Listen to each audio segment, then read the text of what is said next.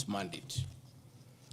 I am persuaded that the National Intelligence Service ought to have known beforehand that the public was completely opposed to the finance bill, and they ought to have briefed the president before the protest began, as this would have caused a change of tact by government regarding the proposed bill, and protest which culminated in the loss of innocent lives and destruction of property could have been avoided. Hence, I express my opinion, as this is in my public media briefing in Mombasa, and my utterances were not any different from what happens to other countries when there is lapse or failure by the intelligence agencies.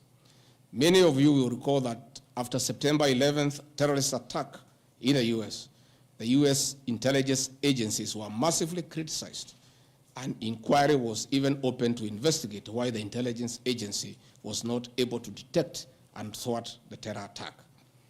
Under the Constitution of Kenya, the government agencies are supposed to be accountable to the Kenyan people, including the National Intelligence Service, and calling them out when there is a dereliction of duty does not amount to undermining them. In any case, the Director General of NIS is not above the law. He is a public officer.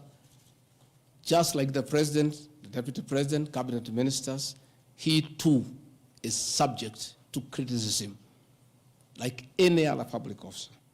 In fact, I'll have videos. President William Ruto, as Deputy President, at one time criticized the then Director General of the National Intelligence Service.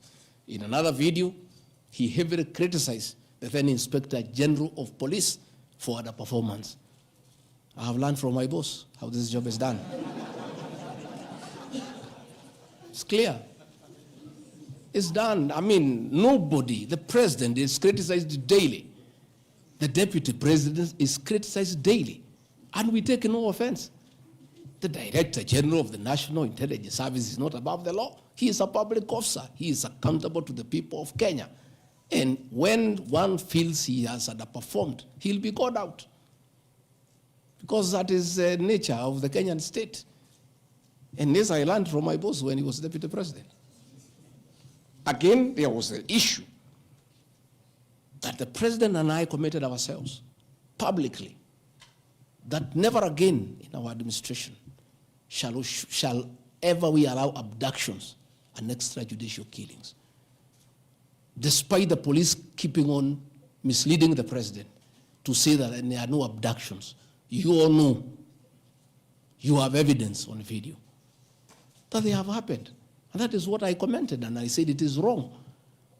And because I'm a truthful person, I'll say what is wrong when it happens. Despite the fact that I am compelled by the principle of collective responsibility to be part and parcel of every decision made by government, that I'll continue to do so, but only those decisions that are constitutional and within the rule of law. Abductions and judicial killings are unconstitutional. I will never support them.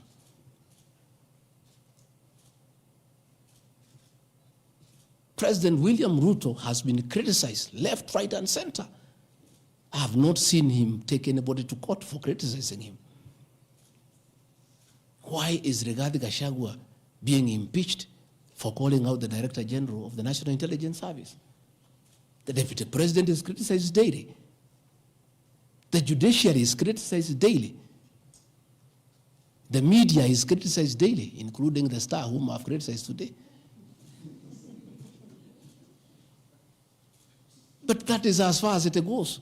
And again, despite being just the Deputy President, I enjoy a constitutional right in the Bill of Rights, freedom of speech. And if the Director General of the National Intelligence Service was aggrieved, there are mechanisms of how he can take me to court and sue me for defamation. And I'll be able to argue why I said what I said. So that is not a ground for impeachment. I mean, that is curtailing liberties, the freedom of expression, the freedom to hold public officers accountable for their actions.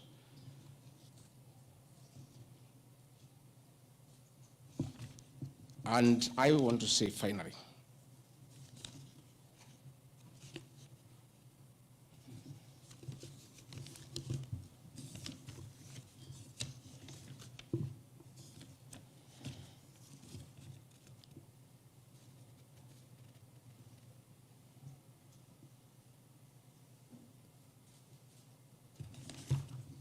I think I've literally addressed all the grounds because I felt it's important for the people of Kenya to know the allegations against the Deputy President and his responses.